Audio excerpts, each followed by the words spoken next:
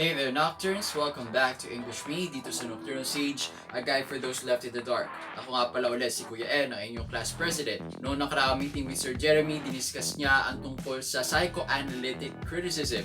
Ang example pa nga natin noon ay sina Mickey Mouse, Donald Duck, saka si Goofy. Natutunan natin na sa psychoanalytic criticism, tinitingnan natin kung papaano sinisimbolize ng mga characters sa isang story yung unconscious mind ng author or yung mismo pangkalahatang sangkatauhan sa mundo kasi may mga pagkakahawig nga, di ba? Yung mga pag-iisip, yung interpretasyon ng o paglalarawan ng utak ni Walt Disney, pwedeng nag-a-apply din yung ganung description sa atin, di ba? Kasi nga unconscious Kapag unconscious yan, pwedeng namana natin yung mga ganung klaseng katangian na binanggit dun sa video na yun. So, kung di nyo pa napapanood, tingnan nyo naman check nyo naman yung video na yun sa kapanoorin para mas lalo nyo maintindihan. Ngayong gabi, ito na ang huling episode ng mga critical approaches sa pagsulat ng reaction paper. Sa gabing ito, i-discover naman natin kung paano magsulat ng reaction paper base sa style ng manunulat o gumagawa ng pelikula. So, samahan nyo na ako sa ating klase with Sir Jeremy para pag-usapan natin ang stylistic criticism. Oh, English me! Oh, English me!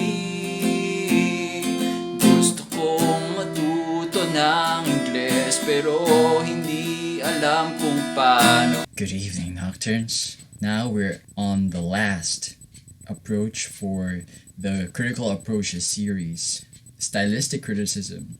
So, for this criticism, we focus on the author's artistic way of expressing his or her ideas.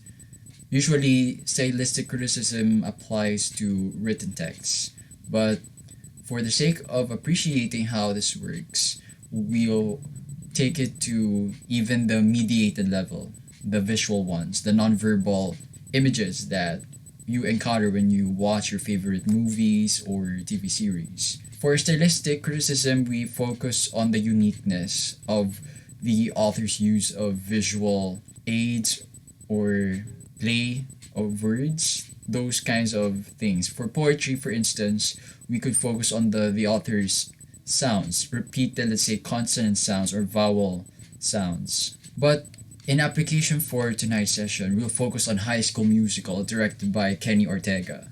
So we'll make a connection between what techniques are used in producing the movie and how it may relate to the director's viewpoint about art, or let's say the theme that he's trying to convey. So we'll focus on Kenny Ortega's mind as the director of High School Musical. So the first stylistics we're going to analyze is the use of montage. When we say montage, it's the series of scenes arranged in a certain order.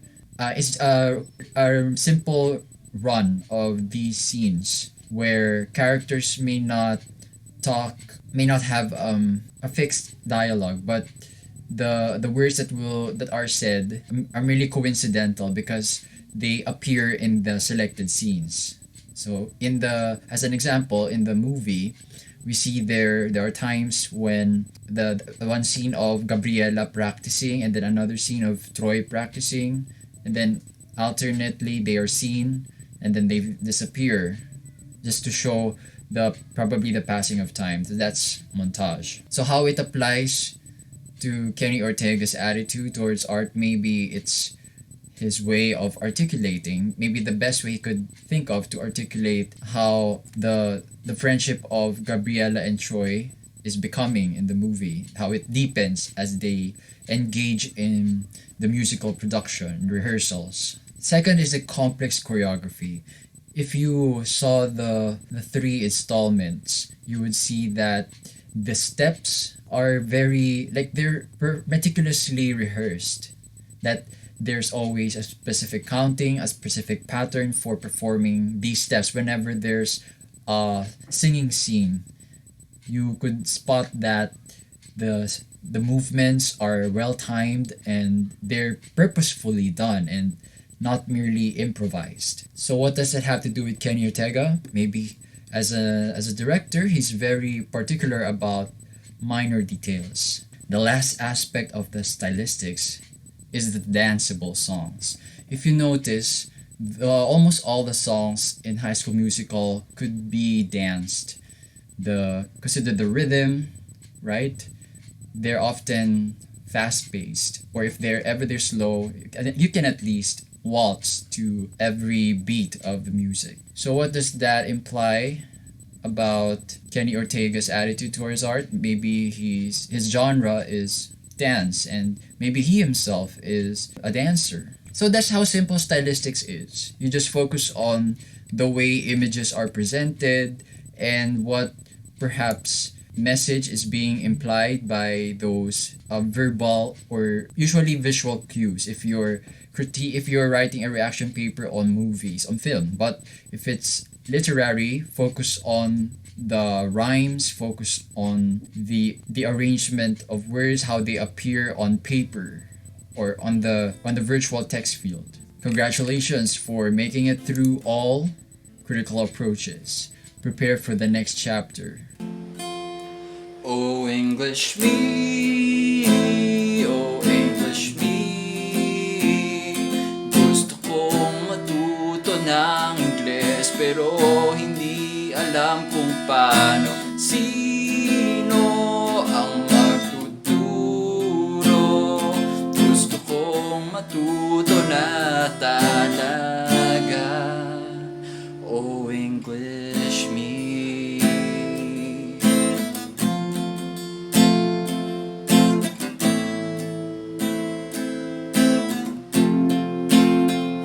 Correction tape for the night. Repeat again? Ha? Di ba ibig sabihin ng repeat? Ulitin. Tapos lalagyan mo pa ng again? Pwede ba? Repeat na lang para mas madali na yung buhay natin. Kung nagustuhan ninyo ang episode na ito, pakilike naman dyan sa baba. Tapos kung may mga questions, suggestions, pa-comment na lang din. I-share nyo naman din ang video na to. Mas maganda nga yung buong playlist sa mga kakilala ninyong senior high na nagtitake ng AAP. Alam niyo naman na sa panahon ngayon, kanya-kanya ng diskarte sa kung paano makakahanap ng reliable reference materials. At kasama na dyan ang Nocturnal Sage kung naniniwala kayo reliable ito. Kung gusto niyo ng outlet, no, ng mga saloobin nyo, sumali kayo sa ating private Facebook group, yung Nocturne Space, yung link nasa baba. Pwede nyo pa nakikita. Doon, walang judgment. Kung may mga gusto ka pag-usapan na hindi mo na pag-uusapan sa mga pangkaraniwan mong conversations with your friends or family, at least sa Nocturne Space, may mga mamimit kang pwedeng interesado din sa nais mong pag-usapan. Yung channel naman na ito para to sa mga kaisipang nalilimutan o ayaw pag-usapan sa ating kontemporyanong lipunan. Sa lahat, mag-subscribe at itap yung notification bell para hindi kayo mahuli sa anumang updates namin. New episodes every Tuesday at 8 p.m. Ang Nocturnal Sage ay nakatuon sa 4 na bagay. Ang una ay self-conquest. Kung ikaw ay naghahanap ng mga advice sa kung paano mo ipaprocess yung mga, let's say, dark emotions mo like anger or sadness without medical prescriptions, tutulungan ka namin kung paano gamitin ang iyong introspection para makakope sa mga ganitong klaseng damdamin. Pangalawa ay communication. Bukod sa pagbasa at pagsulat ng Ingles, pwede ka namin bigyan ng tips sa kung paano mag-public speaking. Yung kuwari, paano mo overcome yung stage fright, yung kaba. Kahit naman sa online distance learning ay ma-apply pa natin yun kasi minsan umaabot ng 100 yung attendees, di ba? Tapos kung ikaw yung magsasalita, di ba nakakatakot sa yung pakiramdam? So yung pinag-iisipan namin ngayong oral com playlist, oral communication in context, still in the works. Basta bigyan nyo lang kami ng karagdagang pagmamahal, kagaya ng pag-share ng videos namin, saka pag-invite sa iba na mag-subscribe, yung paghihimok sa kanila na mag-subscribe. Kasi kapag dumami yung subscribers, natural, ma-encourage yung gumagawa ng videos ng content na ito na gumawa pa lalo. Yung tipong makakatulong talaga sa mga tumatangkilik ng channel. Bukod sa communication, leadership. Kung ikaw ay bagong halal na student council officer, o kung let's say tapos ka na mag-aral, tapos ikaw ay bagong promote sa trabaho, gusto mong matutunan yung basics na paghawak ng mga tao, pwede kang bigyan ng tips ni Sir Jeremy sa kung paano, let's say, i-resolve yung ganitong klaseng disagreement dun sa mga hawak mong mga personnel. Yung mga ganun pang mga bagay. Based on experience yun yung mga tips na bibigay niya. At panghuli ay expansion. Kung naghahanap ka ng self-fulfillment na hindi mo nakikita sa kakaroon ng mataas na sweldo o grades, sa expansion, pwede ka namin bigyan ng tips sa kung paano ma-discover yung iyong potensyal, yung mga skills na dapat mong pagtuunan ng pansin base dun sa gawaing nararapat talaga para sa'yo. Iba't iba yung mga pwede natin pagpilian na propesyon o anumang pagkakakitaan. Pero dahil nga iba-iba yon, bawat isa may unique skill set na kailangan. Hindi lahat ng mga trabaho ay kailangan, let's say, nakahusayan sa pag-awit. Hindi lahat ng trabaho kailangan ng kahusayan sa math. Pero kailangan ng kahusayan sa communication, kailangan may kahusayan sa financing. Yung mga ganun bang bagay. Maganda kasi na maayos mo na para sa iyong unique track, sa iyong espesyal na landas, sa ano bang mga kasanayan, kaalaman ang dapat mong aralin. At saka yung mga iba, pwede mo nang isang tabi muna kasi hindi mo naman sila kailangan sa ngayon. Dahil dapat alamin natin, tandaan, na limitado lamang ang espasyo sa ating utak para maka-absorb ng mga iba't ibang klaseng impormasyon. At para tulungan yung mga sarili natin, dapat piliin lang talaga natin yung mga talagang kailangan natin. Yung makakapagdala sa atin sa ating mga hangarin sa buhay. Salamat sa panonood. Ako muli si Kuya Ed, Kita Kits, sa susunod na episode ng English Me dito sa Nocturnal Sage, a guide for those left in the dark.